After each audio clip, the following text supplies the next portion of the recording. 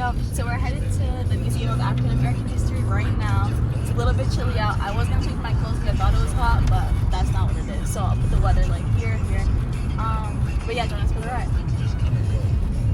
Morgan and I got to the Museum of African American History 25 minutes late.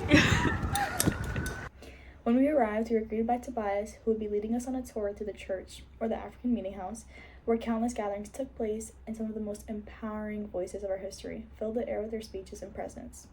Some of these people included Frederick Douglass, Susan Paul, David Walker, aka the Malcolm X of the 1800s, and William Lloyd Garrison. While these next few people were only documented in the area, we can still be optimistic and infer that they made their ways to the church. These would include Harriet Tubman, Sojourner Truth, and John Brown.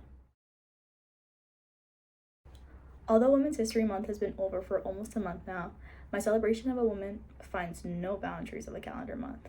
So that's where my focus will be, because again, this is a women's gender and sexuality studies course. So I pose to you all, how has academia been used as a tool? And how have issues of academia transcended history and been weaponized to this day?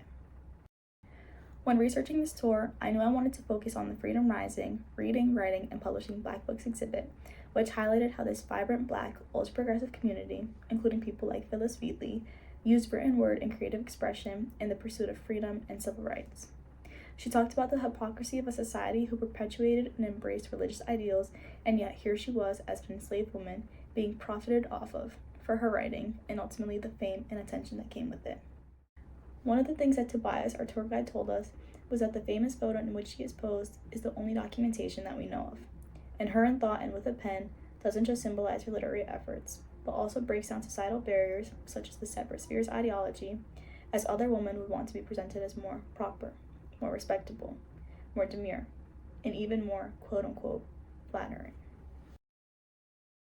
She confronts the separate spheres ideology directly, as Catherine Beecher says, only a man may act in society by the collision of intellect and public debate.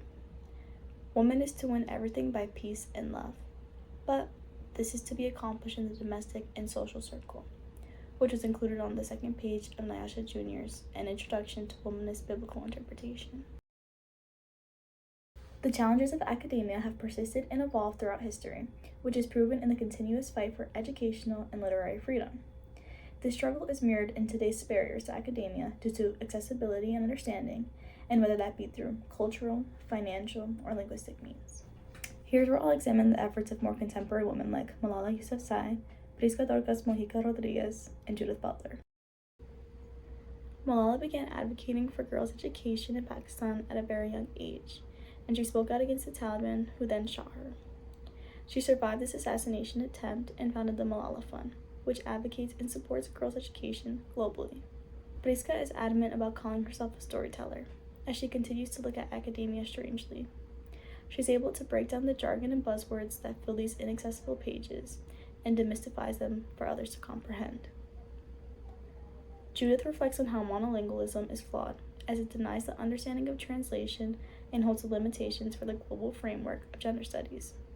In her book, Who's Afraid of Gender, she says, we have to be prepared to translate between a language in which we live, the one that we require to live, and another's language that dispossesses us from that sure sense of things that comes with the monolingual conviction. While I may not have all the questions, let alone all the answers, I've come to believe that looking at the world with curiosity is powerful. It means not just accepting what we're told or what we see, but daring to ask why, and push past societal constructs like the woman before me. As Raja Das puts it, struggle against the world requires questioning. Questioning the world and questioning the ideas about it are central to intellectual work. That kind of questioning doesn't just spark conversation. It breaks down norms that society has long taken for granted. Thank you.